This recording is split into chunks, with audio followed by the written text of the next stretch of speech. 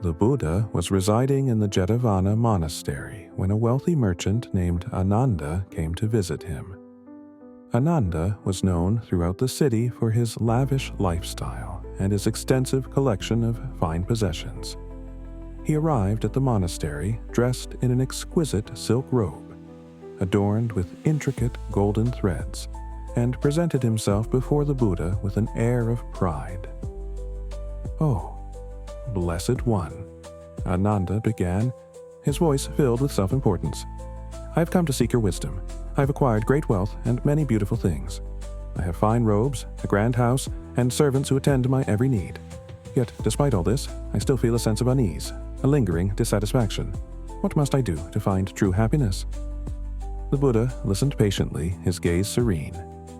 He looked at Ananda's splendid robe and then back into his eyes, seeing not the glow of contentment, but a flicker of restlessness.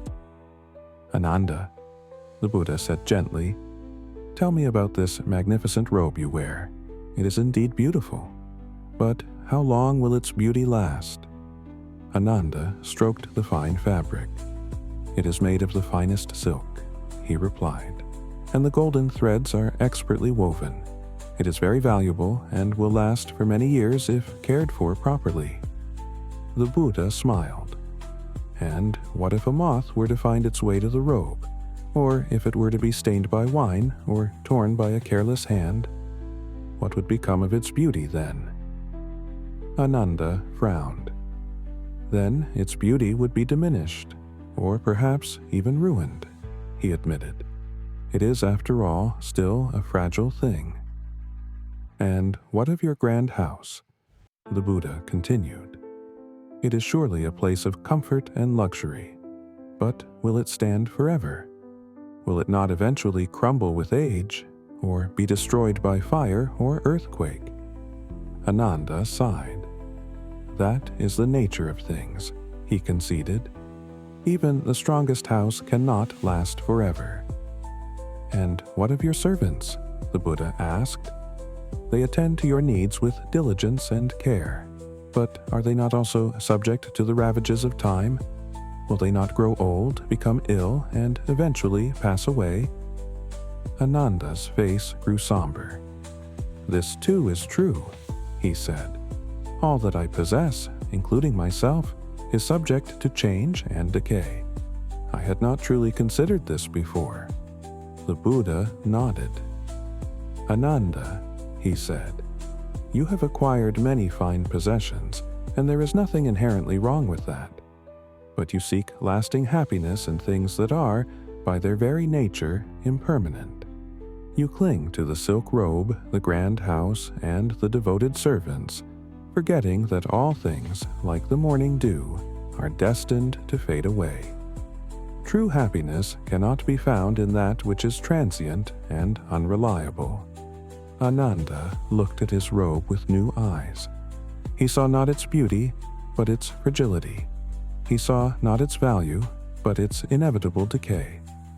He began to understand that his pursuit of happiness had been misdirected. "Then where," he asked, his voice now filled with genuine seeking, "where can I find this lasting happiness?" The Buddha smiled. "The happiness you seek, Ananda, lies not in the external world, but within your own heart and mind. It is the happiness of contentment, of peace, of wisdom, and of compassion. It is the happiness that arises from understanding the true nature of reality, the impermanence of all things, the universality of suffering, and the path to liberation from that suffering. This happiness is not dependent on the ever-changing world around you, but on the unchanging truth within you." Ananda sat in silence for a long time, contemplating the Buddha's words. He removed his exquisite silk robe and laid it on the ground, a gesture of letting go.